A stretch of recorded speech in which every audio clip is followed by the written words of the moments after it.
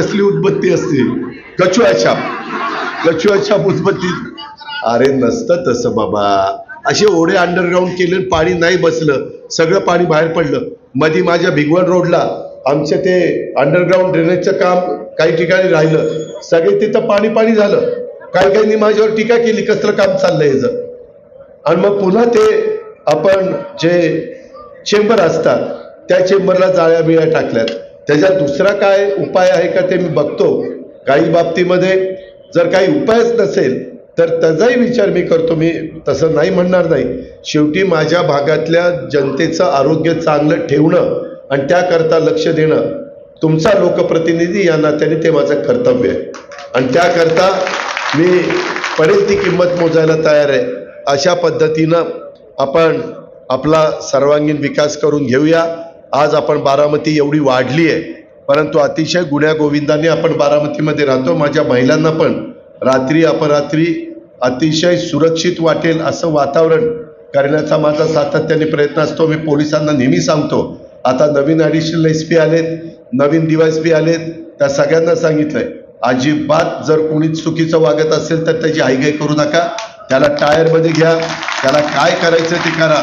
पण आमच्या कुठल्याही घटकाला जो संख्येने कमी असेल पण तो बारामतीचा नागरिक आहे तर त्याला सुरक्षितच वाटलं पाहिजे. कुणी त्यांच्याकडे वाकड्या नजरेने बघता कामा नये, कुणी त्या मुलीला त्या महिलेला त्रास देता कामा नये. अचानक जाऊन आता मी CCTV कॅमेरे पण मंजूर केलेत.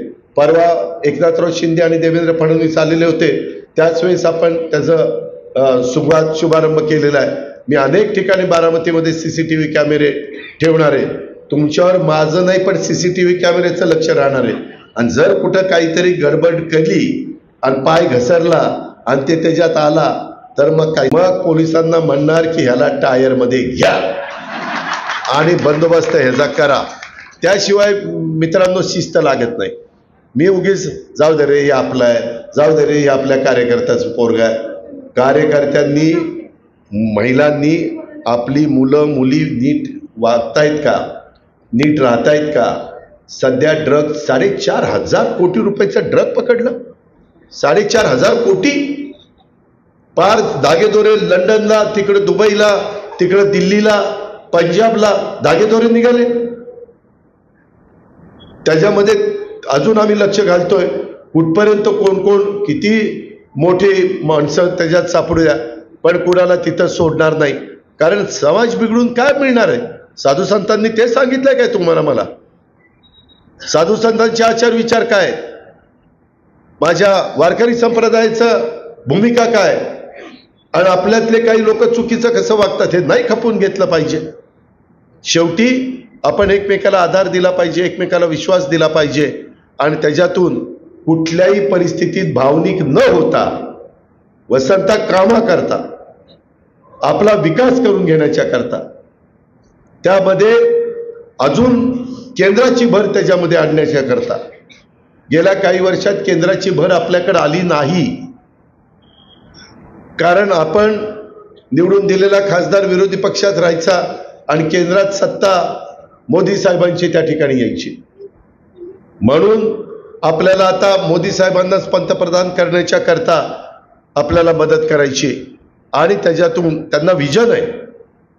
त्यांना निश्चितपणे त्यांनी भारताचा करता कष्ट घेतलेले. 370 कलम काढून टाकलं.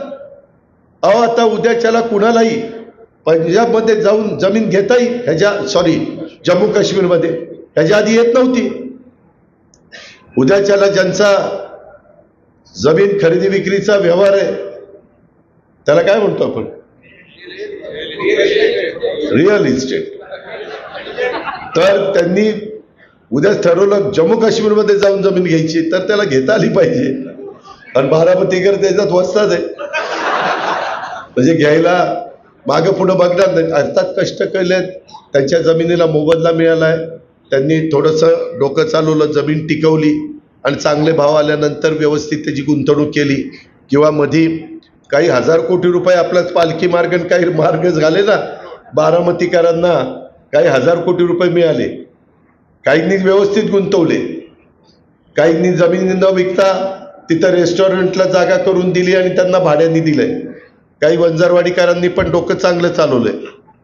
माझं तेच म्हणणं आहे की पुढच्या पिढीला टिकवा. आपल्याला काही ह्याच पिढीत सगळं घालवलं पाहिजे असं नाही, उलट भर घालण्याचं काम आपण सगळ्यांनी आपल्या पुढच्या पिढीच्या करता केलं पाहिजे, अशी माझी आपल्याला सगळ्यांना आग्रहाची नम्रतेची विनंती आहे. आज खरं तर मला खूप उशीर झाला. मला वाटलं नव्हतं की तुम्ही इतक्या मोठ्या संख्येने, मला सकाळपासून त्या आमराईत गेलो तरी इतक्या आया बहिणी संख्येने, म्हणजे मी तर आज हे सगळं दिवसभर बघितलं ना. आज माझी 10वी बाळाची सभा आहे. हे मी सगळं माझं हे यांचं प्रेम बघितलं तर समोरचा माणूस फॉर्म भरायला कसा धजावतोय तीच मला गळ्याच्याच खोटं बोलत नाही. एवढे जिरायत भागात जा, बागायती भागात जा, कोऱ्याला जा, त्या माळेगावला जा, त्या सोमेश्वर नगरला जा, तरी आम्ही 3-3 तास आम्ही उशीर आहे. 3-3 तास, काही काही वेळेस 4-4 तास. आणि तरुणांचा उत्साह तर एवढा आहे. आता चंद्रकांत दादा पाटील पण मला वाटतं 17 तारखेला काहीतरी येत आहेत, 16ला का 17ला. ते पण भाजप, राष्ट्रवादी आणि आपल्या शिवसेनेची एकत्रपणे बैठक घेणार आहेत. अजूनही काही मित्रपक्षांना बरोबर घेण्याचा आपल्या सगळ्या आमच्या वरिष्ठांचा प्रयत्न आहे आणि एक चांगलं वातावरण व्हावं. हा, दुसरे आणि एक नवीन विकासाच्या बाबतीत काही बोलता येत नाही. काही जण म्हणतात विकास काय, सरकारी पैसा. अरे पण सरकारी पैसा आणण्याची धमक आणि ताकद त्या आमदारामध्ये पाहिजे ना.